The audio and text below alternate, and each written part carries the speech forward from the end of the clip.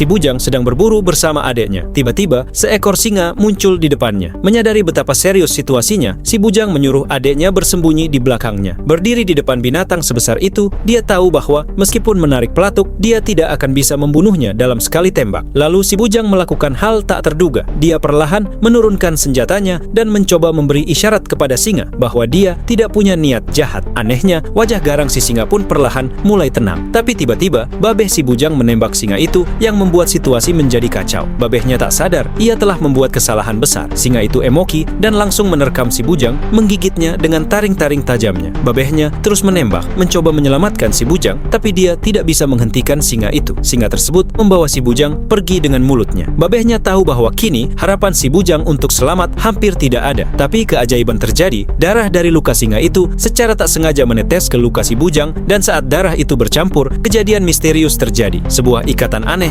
terbentuk antara singa dan si bujang. Singa itu melepaskan si bujang dan pergi begitu saja. Ajaibnya, si bujang selamat, tapi babehnya tidak merasa senang meski si bujang selamat. Babehnya adalah seorang penjahat terkenal. Ia tidak pernah bisa memaafkan kelemahan si bujang saat itu. Babehnya ingin si bujang tumbuh sekejam dirinya. Ia mengajarkan hukum rimba kepada si bujang, yang lemah akan disingkirkan dan yang kuat akan hidup. Babehnya ingin si bujang mengambil alih bisnis kejahatannya, tapi didikan keras itu perlahan menghancurkan hati si bujang. Dia takut pada babehnya yang kejam dan tak pernah berani melawan. Namun suatu hari, dia melihat pajangan kepala seekor singa. Dia sangat marah. Si bujang mengurung diri di dalam kamar dan dia bersumpah tidak akan pernah menjadi sekejam babehnya. Beberapa waktu sebelumnya, ibunya juga telah bunuh diri karena tak tahan lagi dengan kekerasan dari babehnya. Kehilangan ibunya dan kekejaman babehnya benar-benar menghancurkan hati si bujang. Dia memutuskan untuk pergi meninggalkan rumah itu selamanya. Sebelum pergi, dia membuka laci dan mengambil sedikit uang, serta sebuah kartu misterius yang sangat spesial baginya. Si bujang perlahan memanjat ke atap rumah dan tiba-tiba genting di bawah kakinya pecah. Si bujang terjatuh ke bawah, tapi dia tidak terluka sama sekali. Dia sendiri tak mengerti bagaimana itu bisa terjadi, tapi tidak ada waktu untuk berpikir. Dia segera mulai berjalan menuju desa ibunya. Pemandangan padang rumput luas di daerah terpencil Rusia membuat si bujang terpesona, tapi tiba-tiba terdengar suara mengerikan. Si bujang menoleh dan melihat debu membumbung tinggi di ujung cakrawala. Ratusan banteng liar sedang berlari cepat ke arahnya. Tak ada yang bisa selamat dari kawanan sepadat itu. Si bujang membungkuk ketakutan sambil menutup telinganya. Keajaiban pun terjadi. Kawanan banteng itu tidak menyenggolnya sama sekali. Ternyata ada banteng yang melindunginya. Semua banteng berlari dan numpang lewat saja. Ketika banteng terakhir pergi, barulah si bujang menyadari bahwa dia memiliki kekuatan aneh dalam dirinya. Kini, dia bisa berbicara dengan hewan-hewan. Film ini berjudul Kraven the Hunter yang rilis tahun 2024.